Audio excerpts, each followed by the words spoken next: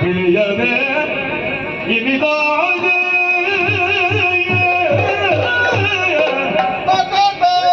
ಮಾಡಲೆ ನಿನ್ನ ಸುಮ್ಮನ ಗುಳೆ ಜಯ ಆಗಿ ಬಂದಿಗೆ ಇವನು ಬದ್ಧ ಆದರೂ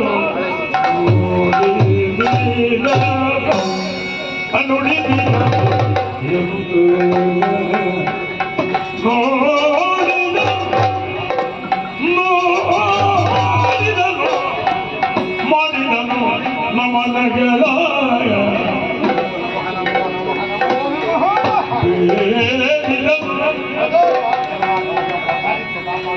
ತಿಳಿದು ಕೊಂಡದಿದನು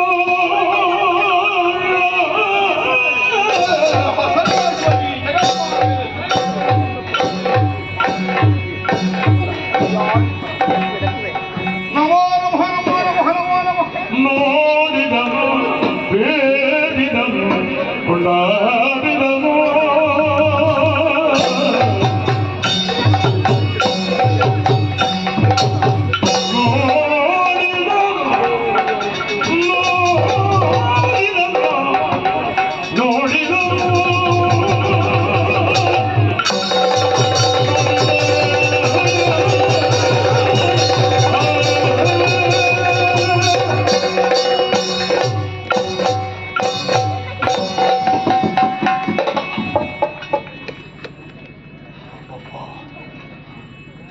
ಅನುಭವ ಇದು. ರೋಮ ರಾಜ್ಯಗಳಲ್ಲಿ ಮೀರಿ ನಿಲ್ಲುವುದಕ್ಕೆ ಆರಂಭವಾಗಿದೆ. ಕದಂಬವನವನ್ನು ಸೇರಿದರೆ ಅದಾವುದೋ ಒಂದು ಅನೂಹ್ಯವಾದಂತಹ ಅನುಭವ ನಮ್ಮನ್ನು ಆವರಿಸಿದೆ. ಶಿವನೇ ಶಿವನೇ ಶಿವನೇ ಶಿವನೇ. ಸರಿ, ಇಲ್ಲಿ ಬಂದು ನೆಲೆಸಿದವಳು ಸಾಮಾನ್ಯ ಹೆಣ್ಣಲ್ಲ ಅನ್ನುವುದು ನಿರ್ಣಯ. ಅಲ್ಲದೆ ಹೋದರೆ ಪ್ರಕೃತಿಯ ಸಹಜ ಗುಣವನ್ನು ಮೀರಿದ ಒಂದು ವ್ಯವಸ್ಥೆ ಈ ಕದಂಬ ಕಾಂತಾರದಲ್ಲಿ ನಾವು ಕಾಣುವಂತಹ ಅವಕಾಶ ಇದೆ. ಅದು ಒದಗಿ ಬರ್ತದೆ ಅಂತ ಆದ್ರೆ ಅರ್ಥ ಏನು? ಪ್ರಕೃತಿಯನ್ನು ಆಳಬಲ್ಲವಳು, ನಿಯಂತ್ರಿಸಬಲ್ಲವಳವಳಿದ್ದಾಳೆ. ಒಳ್ಳೆಯದ ಕೆಟ್ಟದ, ಸಾವ ಬದುಕು ಏನೇ ಆಗಲಿ ಜಗಜ್ಜನನೀಯ ಹೌದಾದರೆ ಅವಳನ್ನು ಕಾಣುವ ಸುಯೋಗ ಒದಗಿ ಬಂತಲ್ಲ, ಮತ್ತೆ ಸಾವೇ ಬೇರೆ. ಅದು ಒಂದು ಸಮಾಧಾನ. ಬದುಕಿ ಕಾಣುವುದಕ್ಕೆ ಸಾಧ್ಯ. ಹಾಗಿದ್ರೆ ಸಾಯುವುದಕ್ಕಿಂತ ಮೊದಲು ನೋಡುವ ಯೋಗ ಬರ್ತದೆ ಅಂತಾದ್ರೆ ತಪ್ಪುದು. ನಮ್ಮೊಡೆಯನಾದಂತಹ ಸಿಂಹನದ್ದಾದ ಬದುಕಿನ ಸಾಧನೆ, ಜೀವನದ ತಪಸ್ಸು, ಅವನ ಈ ತನಕ ಬದುಕಿದ ವಿಧಾನ, ರಾಕ್ಷಸೋತ್ಥಾನದ ಕನಸಿನ ಮಧ್ಯದಲ್ಲಿ ಅನೇಕ ಸಜ್ಜನರ ಕಣ್ಣೀರಿಗೆ ಅವ ಕಾರಣ ಆಗಿರಬಹುದು. ಆದರೆ ಏಕಲಕ್ಷ್ಯವುಳ್ಳವನಾಗಿ ಬದುಕಿನಲ್ಲಿ ಸಾಗಿ ಬಂದಂತಹ ಪಥದಲ್ಲಿ ವಿಚಲಿತ ಮಾನಸರಾಗದೆ ಉಳಿಯಬಲ್ಲ ಒಂದು ದೃಢತೆ ಅವನಲ್ಲಿ ಇದ್ದ ಸುಳ್ಳರುವನ್ನು. ಅದರ ಕಾರಣದಿಂದಲೇ ಇಂದಿನ ಈ ಜಗಜ್ಜನನನ್ನು ಕಾಣುವ ಸುಯೋಗ. ಎಲ್ಲಿಯ ತನಕ ಅವನ ನಾಯಕತ್ವದ ಹಿರಿಗುಣ ಕೇಳಿದರೆ ಒಬ್ಬೊಬ್ಬರನ್ನೇ ಕರೆದು ಕಳುಹಿಸಿದ, ನೀವು ಹೋಗಿ ನೀವು ಹೋಗಿ. ಹಾಗಿದ್ರೆ ಏನರ್ಥ? ಈಗ ಮೊದಲಿಗೆ ಶುಂಭನಿಗೆ ಬರಬಹುದಿತ್ತಲ್ಲ, ಬಾರದೆ ಯಾಕೆ ಉಳಿದಿದ್ದಾನೆ? ತಾನೊಬ್ಬ ಬದುಕಬೇಕು, ಉಳಿದವರು ಸತ್ತು ಹೋಗಲಿ ಅನ್ನುವುದಕ್ಕಲ್ಲ. ತಾನು ಸತ್ರೆ ನಾಡಿ ಇವರಿಗೆ ಏನೂ ಸಿಕ್ಕುವುದಿಲ್ಲ, ಅದಕ್ಕಿಂತ ಮೊದಲು ಇವರಿಗೆ ಸಿಕ್ಕುವುದಾದರೂ ಸಿಗಿದೆ ಅನ್ನುವ ಉದ್ದೇಶದಿಂದಲೇ ಕಳುಹಿಸಿಕೊಟ್ಟಿದ್ದಾನೆ ಅನ್ನುವುದು ನಿರ್ಣಯ. ಅದೇ ಹೌದಾದರೆ ಆ ಹೆಣ್ಣನ್ನು ಕಾಣುವ ಸೌಭಾಗ್ಯದಿಂದ ನಾವ್ಯಾಕೆ ಹೊರತಾಗಬೇಕು? ಎಲ್ಲಿ ಬೆಳಕಿನ ಮೂಲವನ್ನೇ ಆಧರಿಸಿ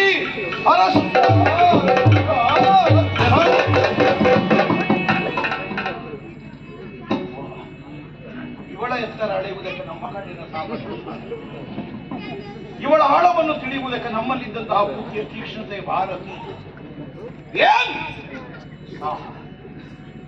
ಅಂಗೈ ಆಮಲಕದ ಹಾಗೆ ಕಣ್ಣಲ್ಲಿ ಕಂಡವನಿಗೆ ಪ್ರತಿಯೊಬ್ಬನಿಗೆ ಅರ್ಥವಾಗುವಷ್ಟು ಸ್ಫುಟವಾಗಿ ತನ್ನನ್ನು ತಾನು ಪ್ರಕಟಿಸ್ತಾ ಇದ್ದಾನೆ.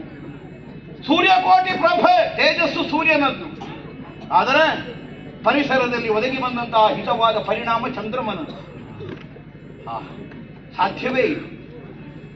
ಅಮೃತವಿರುವಲ್ಲಿ ತಾಪವಿರ್ತದ, ತಾಪ ಇರುವಲ್ಲಿ ಅಮೃತ ಸೇರ್ತದ. ಎರಡು ಏಕಕಾಲದಲ್ಲಿ ಮೇಲೈಸಿ ನಿಂತಿದೆ ಅಂತ ಅದ್ರ ಅರ್ಥ ಏನು? ದ್ವಂದ್ವಾತೀತಳಿದ್ದಾಳೆ. ಹಗಲು ರಾತ್ರಿ ಒಳಿತು ಕೆಡುಕು, ಮೇಲೆ ಕೆಳಗೆ, ಸುಖ ದುಃಖ, ಕಷ್ಟ ನಿಷ್ಠು, ಇದೆಲ್ಲ ನಮ್ಮಾಗಿದ್ದ ಸಾಮಾನ್ಯರಿಗೆ. ಅದನ್ನು ಮೀರಿ ತಾನಿದ್ದೇನೆ ಅನ್ನುವುದನ್ನು ಕಾಣಿಸುವುದಕ್ಕಾಗಿ ಹಾಗೆ ಒದಗಿದ್ದಾಳೆ ಎನ್ನುವುದು ಸ್ಪಷ್ಟ. ಆದರೆ ಮಾಡಲಿ, ನಾವೆಷ್ಟು ಆಕೆಯ ಕುರಿತಾಗಿ ತಿಳುವಳಿಕೆಯನ್ನು ಬೆಳೆಸಿಕೊಂಡರೂ ಪರ್ಯಾಯ ವ್ಯವಸ್ಥೆ ಇಲ್ಲ ನಮ್ಮ ಹತ್ರ. ಶುಂಭ ಒಂದೇ ಹಠ ಹಿಡಿದು ನಿಂತಿದ್ದಾನೆ. ಮಾಡು ಇಲ್ಲವೇ ಮಡಿ, ಇದೇ ಅವನ ನಿರ್ಣಯ ಆಗಿ ಹೋಗಿ. ಆಗಲಿ, ಮಡಿಯುವುದರಿಂದಲೇ ಮಡಿಯಾಗುವುದು ಹೌದು ಅಂತ ಅವ ಭಾವಿಸಿದ. ಅಲ್ಲ ಅನ್ನುವುದಕ್ಕೆ ನಾವು ಯಾರು? ಅನ್ನದ ಋಣದಿಂದ ನಾವು ಬಾಧಿಸಲ್ಪಡುವವರು. ಆದ್ದರಿಂದಲೇ ಒಡೆಯನ ಅಪ್ಪಣೆಯನ್ನು ಕೈಗೊಂಡಿದ್ದ ಕಡೆಗೆ ಬಂದಿದ್ದೇನೆ. ಅವನ ಇಷ್ಟವನ್ನು ಸಲ್ಲಿಸುವುದಕ್ಕೆ ಸಾಧ್ಯವಾಗುವಲ್ಲಿ ಪ್ರಯತ್ನ ಮಾಡಬೇಕಾದ ನನಗಿರುವ ಆದ್ಯ ಕರ್ತವ್ಯ. ನೋಡೋಣ, ಹೋಗಿ ಮೊದಲಾಗಿ ಅಡಿಗರಿಗೆ ಪ್ರಾರ್ಥಿಸೋಣ.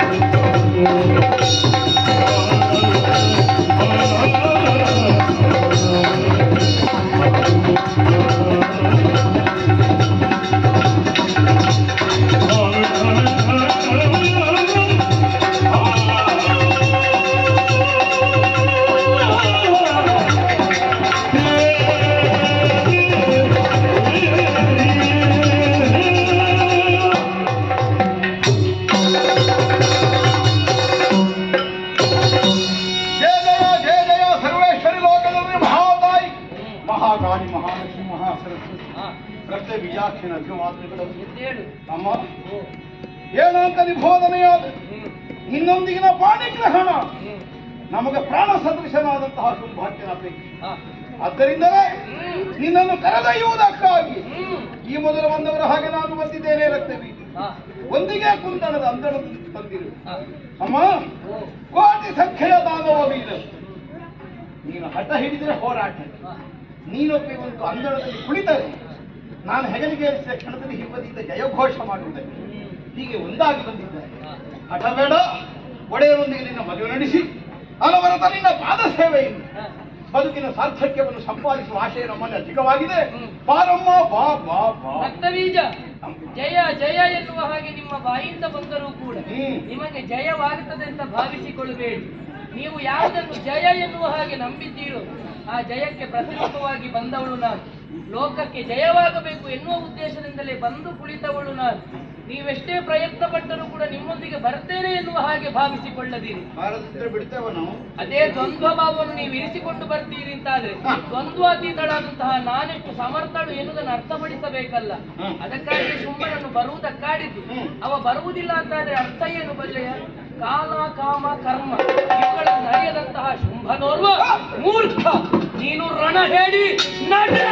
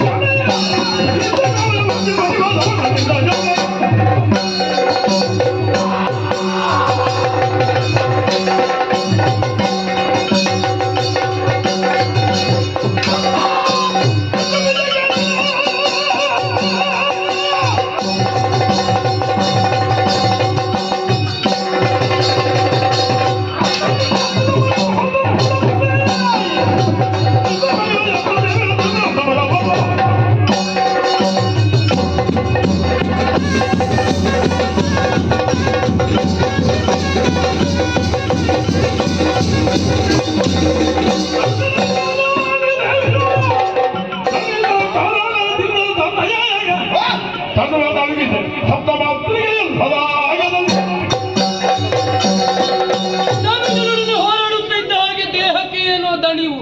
ದೇಹವನ್ನೊಮ್ಮೆ ಅಲುಗಿಸಿ ಏಕಳಾಗಿದ್ದವಳು ಅನೇಕ.